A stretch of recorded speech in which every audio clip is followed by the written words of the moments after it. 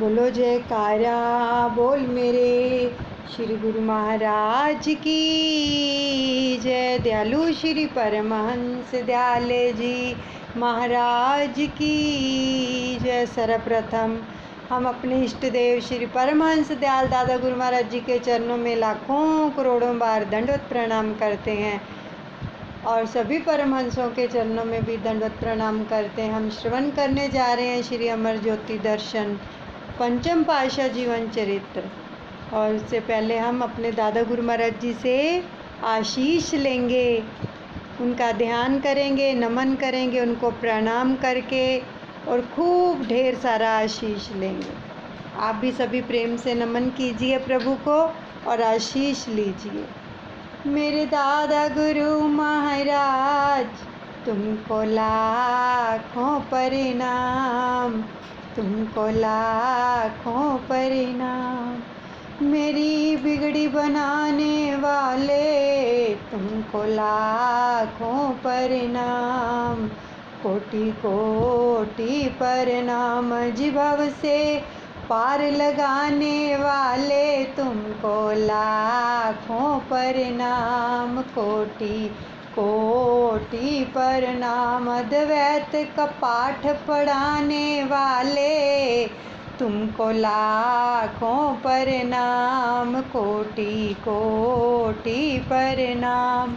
मेरे हापू बाबा जी तुमको लाखों प्रणाम। सहित देही उड़ जाने वाले तुमको लाखों प्रणाम, कोटि कोटि प्रणाम।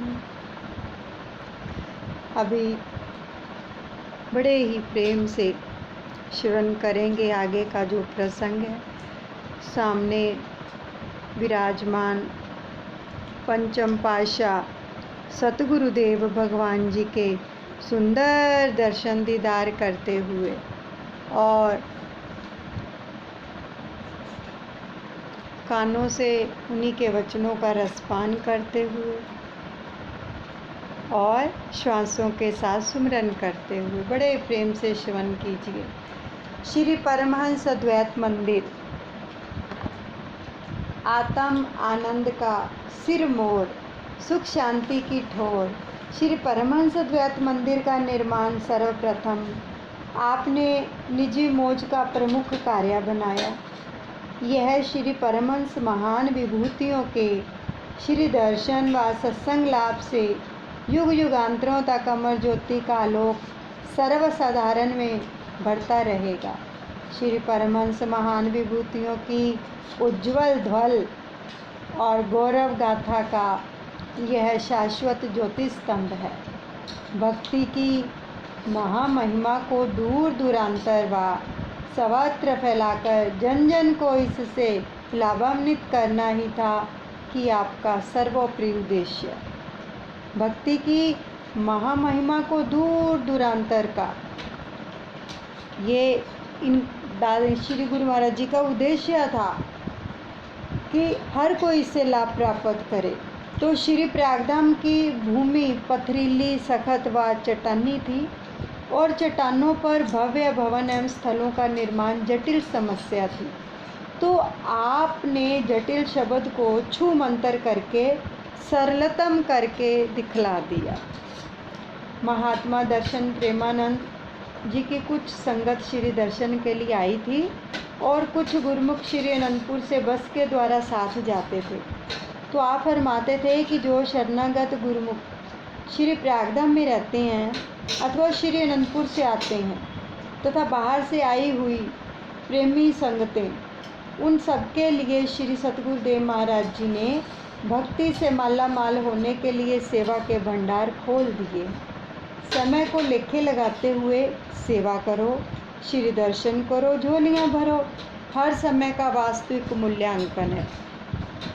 तो आपने श्री अद्वैत मंदिर की नींव का शुभ मुहूर्त 16 अगस्त सन 1971 में सोमवार के सौभाग्यशाली दिन निज कर कमलों से किया। श्री परमहंस अद्वैत मंदिर की नींव को खोदने में 2 वर्ष लग गए, जो श्री प्रयागधाम में श्री मंदिर बना है उसकी नींव को खोदने में 2 साल लग गए, क्योंकि जगह बहुत पथरीली थी।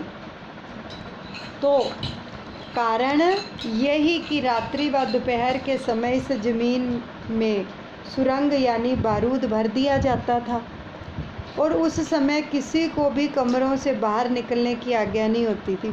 बारूद के द्वारा देखो नींव खोदी गई, इतनी पथरीली जगह थी वहाँ पर।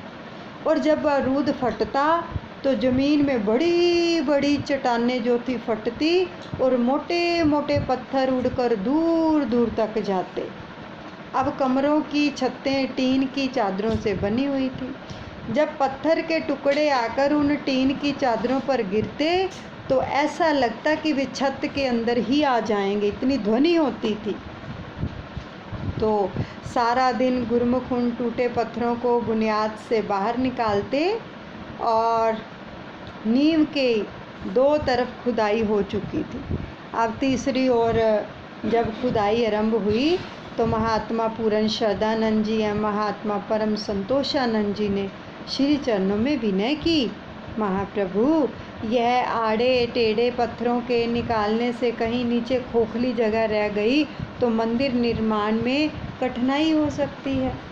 तो आपने फरमाया कि कुदरत की सभी शक्तियाँ महान कार्यों की पूर्ति में लगी रहती हैं, और हमें अपना कर्तव्य करते जाना है, अपने लक्ष्य की ओर ध्यान रखना है। परमार्थ के कार्यों में दृढ़ संकल्प बहुत महत्व रखता है,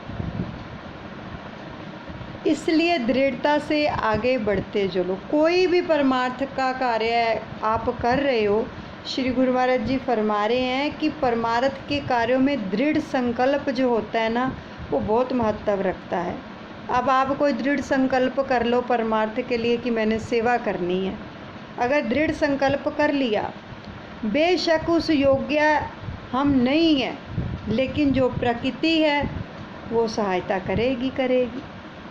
कुदरत ऐसी व्यवस्था बना देगी कि जो आपका दृढ़ संकल्प है उसको पूरा करेगी। तो अभी 1 घंटा ही व्यतीत हुआ था कि श्री सतगुरुदेव महाराज जी ने फरमाया कि जो गुरुमुख भगत जन बुनियाद के बीच में सेवा कर रहे हैं ना, सब शीघ्र अति शीघ्र बुनियाद से बाहर हमारी तरफ आ जाए। आदेश पाते ही सब वहाँ से बाहर निकला गया, सबको बाहर निकाला गया। तो जितने भी अन्य भगत महात्मा जन बुनियाद के समीप सेवा कर रहे थे, सबको आपने अपने पास बुला लिया और उन्हें बुनियाद से दूर खड़े हो जाने के लिए फरमाया। अब एकाएक ऐसे लगा कि मानो भूचाल आ रहा। तो श्री प्रभु जी खड़े मंद मंद जो थे, मुस्कुराते हुए बुनियाद के अंदर वाले पत्थरों की ओर निहार रहे थे। अब हुआ ये कि उस स्थान की धरती के हिलने डुलने से बुनियाद के बीच में बड़े बड़े पत्थर टूटकर खोखले स्थानों को जो थे भरने लगे। तो इस प्रकार जब 2 तरफ की बुनियाद का भीतरी स्तर बराबर हो गया तो आपने कर कमल खड़ा करके आशीर्वाद दिया। सबने इस दृश्य को वहाँ देखा और नतमस्तक हो आपके गुणावाद गाने लगे कि देखो प्रभु ने कैसा कौतुक रचकर इस कठिन कार्य को अपनी दिव्य व अलौकिक शक्ति से संपन्न कर लिया। तो दोनों महात्मा जन जिन्होंने पहले विनय की थी कि जगह खोखली रह जाने के कारण मंदिर बनने में कठिनाई हो सकती है, तो उसी समय उन्होंने श्री चरणों में आकर विनय की कि हे प्रभु, आप स्वयं सब कुछ करन करावन हार हो और कहते हो कि कुदरत सब करती है, तो आपकी शक्ति और अद्भुत करिश्मे की इस अद्भुत झलक को हमारी तुच्छ बुद्धि समझ पाने में असमर्थ है। तो आपने मुस्कुराते हुए श्री वचन किए कि कुदरत की समस्त शक्तियाँ चुपचाप रात्रि के समय सेवा में सम्मिलित हो जो है अपने भाग्य जगाती हैं। परमार्थ के कार्य में रिद्धियाँ सिद्धियाँ देवी देवता सब सम्मिलित रहते हैं। यह तो गुरुमुखों को पूर्व जन्मों के पुण्य से महापुरुषों की दुर्लभ संगति का संयोग मिल गया है। ऐसे ऊंचे दरबार में परमार्थ की महान सेवा करने का सुअवसर प्राप्त हुआ है, तो इस सुअवसर से लाभ उठाना ही जीवन का ध्येय है। सतगुर की सेवा सफल है, जे को करे चित लाए। मन चिंदिया फल पावना, होमे विच जाए। बंधन तोड़े मुक्त होए, सच्चे रह समाए। इस जग में नाम अलग है, गुरमुख वसे मन आए। महापुरुष फरमाते हैं कि जो मन चित्त को लगाकर सतगुरु की सेवा करता है, वही सफलता को प्राप्त करता है। तो उसकी मनवांछित इच्छाएं जो है वो पूर्ण हो जाती हैं और अहंकार का नाश हो जाता है। सभी बंधनों से मुक्त होकर वह मोक्ष को पा लेता है, अर्थात परमात्मा से एकाकार हो जाता है। इस संसार में सबसे दुर्लभ वस्तु नाम है, जो गुरुमुखों को अपने सतगुरु की सेवा से सहज में ही प्राप्त हो जाता है। तो इसलिए गुरुमुखों का यह कर्तव्य हो जाता है कि वे अपने समय को सेवा में सकार्थ करें। श्री वचनों में सेवा के महत्व को जानकर सभी गुरुमुख सेवक जन और बाहर से आई हुई जो संगत थी, आपकी देखरेख और रहनुमाई में दिन भर श्री मंदिर के निर्माण कार्य में जुटी रहती थी। तो भगत सतपाल जी जो पायलट थे, श्री सतगुरुदेव महाराज जी के चरणों में अगाध प्रेम व श्रद्धा रखते थे। तो उनके मन में हवाई जहाज में से महाप्रभु जी के गले में हार पहनाने की तीव्र उत्कंठा उत्पन्न हुई। अब श्री प्रयागधाम में श्री मंदिर के निर्माण के समय उन्होंने श्री चरणों में विनय की कि हार्दिक अभिलाषा को प्रकट किया। तो आप मुस्कुराए और फरमाया कि कभी कभी भगवान भी भक्तों के प्रेम के बंधन में बंध जाते हैं और उन्हें उनकी भावनाओं को पूरा करना ही पड़ता है। तो आपकी प्रबल आस्था और इच्छा अवश्य ही पूर्ण होगी।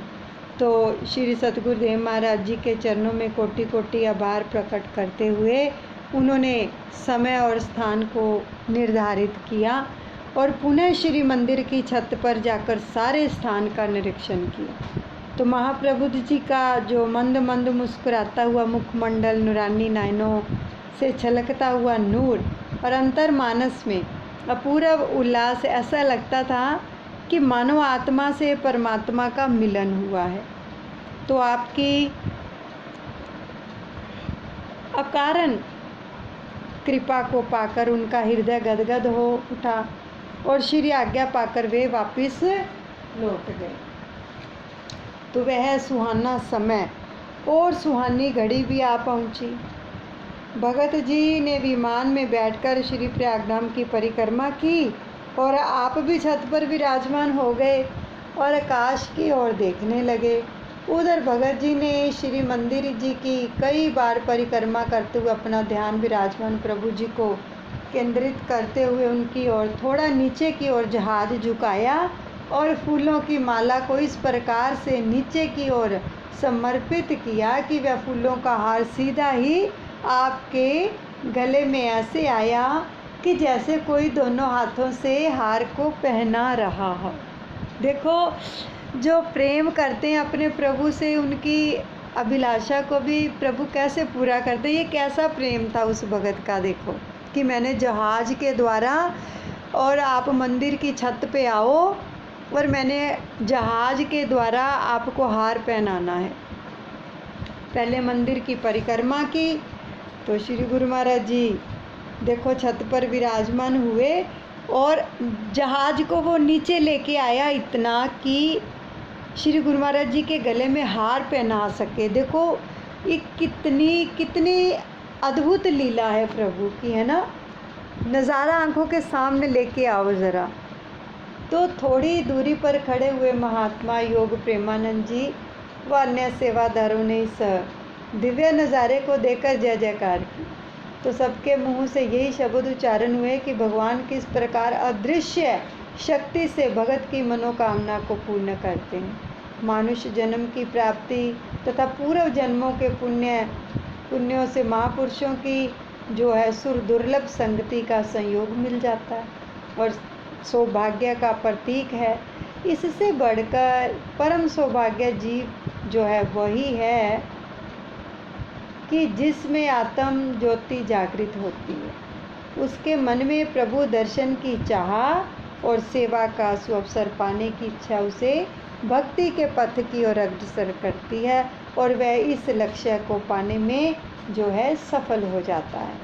अब श्री परमहंस अद्वैत मंदिर के निर्माण के समय में आपने कई बार गुरुमुख प्रेमी जिज्ञासुओं को यहाँ पर श्री दर्शन एवं प्रवचनों से निहाल किया, तो मनहरण लीलाओं से आनंदित किया कि सब गुरुमुखों को अपने सामने बिठाकर नाश्ता करवाते और भंडारे करवाते और श्री दर्शनों से निहाल करते। तो आपने एक बार यहाँ पर जो थे श्री वचन फरमाए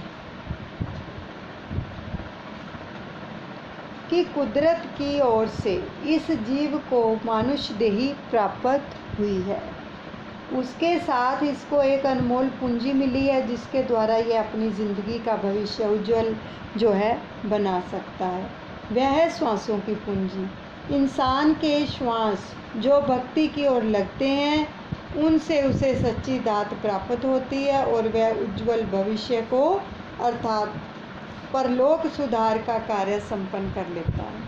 और आम तौर पर जो सब लोग जो हैं इन श्वासों के बदले में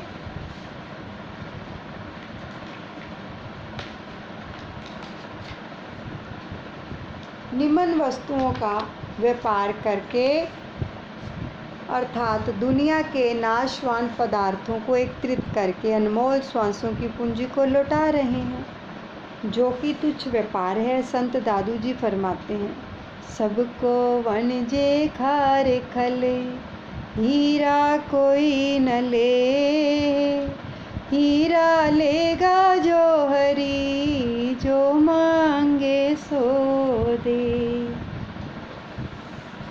खार खल का दाम 4-5 पैसे है और हीरा लाखों करोड़ों की कीमत रखता है।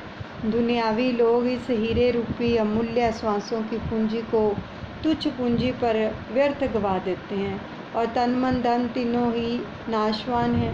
यदि नाशवान वस्तु के बदले नित्य वस्तु मालिक की भक्ति मिल जाए तो विचारवान इसे लेने में संकोच नहीं करेंगे, बल्कि खुशी खुशी इसे ग्रहण करने के लिए तैयार रहेंगे। और यह भक्ति हर इंसान के भाग्य में नहीं होती है।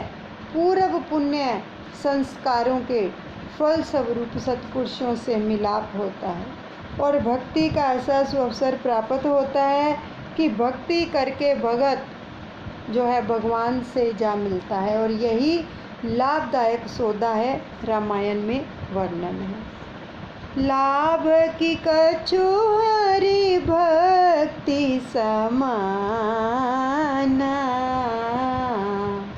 जेहि गावहि श्रुति संत पुराना। भक्ति जैसा लाभ दुनिया में कहीं भी नहीं है। कोई भी वस्तु इसकी समानता नहीं कर सकती।